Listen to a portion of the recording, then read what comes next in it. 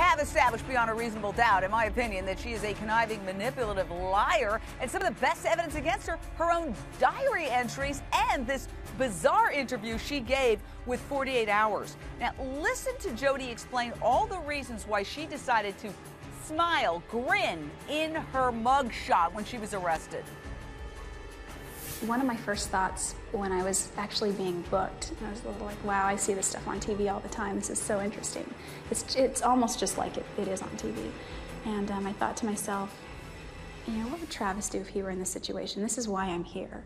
And, you know, barring the fact that he would likely not get himself into such circumstances, he would be smiling. He would be like, hey, you know, he would just flash this grin that he always does. And so there was part of that, and then also part of the fact that I knew it would be all over the internet, so why not? And then there was also the fact that I know that I'm innocent. Everything will be made known, everything will come out. And in the meantime, smile, say cheese. You have no way of knowing if that's what he would have done, that he would have smiled, do you? I have a way of knowing, but it's more like speculation. Simone Bien, the idea that she says that she's going to smile and say cheese in her mugshot because that's what the victim, who at the time she's saying she had nothing to do with his death, that's what the victim, Travis Alexander, would have done, smile and say cheese. It almost takes it to a diabolical level, something out of a horror movie. Yeah, I mean, absolutely. She is becoming more and more delusional, and sort of, I loved what you were saying, Jane, earlier about she's not writing a diary for the Huffington Post. I was thinking, actually, what's been written in her diary is about as real as Bridget Jones's diary. It is all absolute fantasy. However, that said, Jane, you're going to hate me for saying this, and I love you, but I'm going to have to say it anyway.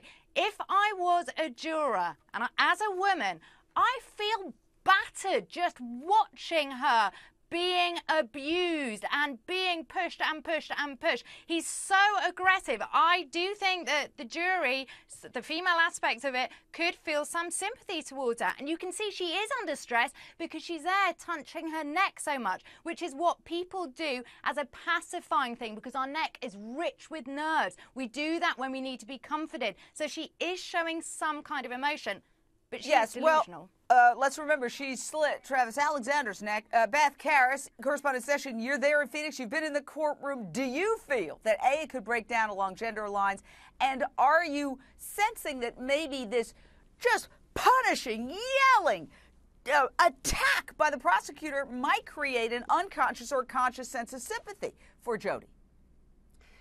No, actually, I don't sense that. I don't sense that there's a gender breakdown, but who knows? It's really hard to read the jury. There are 7 women and 11 men, and 6 of them randomly will be excused just before deliberations. But, you know, there are some women in the front row who are paying very, very close attention to Juan Martinez as well as Jodi Arias, although the woman closest to her, right on the corner, the front row, closest to the witness box, doesn't really look at Jodi Arias very much now. And there's still a little bit of note-taking. But, you know, I do think that Juan Martinez's theme today, at least in the first half of the day, was to show that her lies to the police, to her friends in June and July 2008, before the arrest, right after the killing, were for her benefit. Because she didn't want to get arrested, and she was ashamed of what she had done.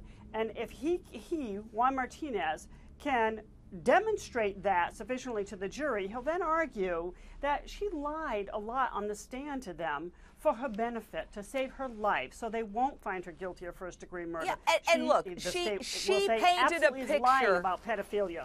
Right. I mean, she painted a picture of being an abused woman who was battered, and she caught him masturbating to pictures of young boys, and he's erasing it all by damaging her credibility to the point that somebody decides, perhaps on the jury, the jurors, she's a pathological liar, can't believe a word she says, except that we know she killed Travis Alexander.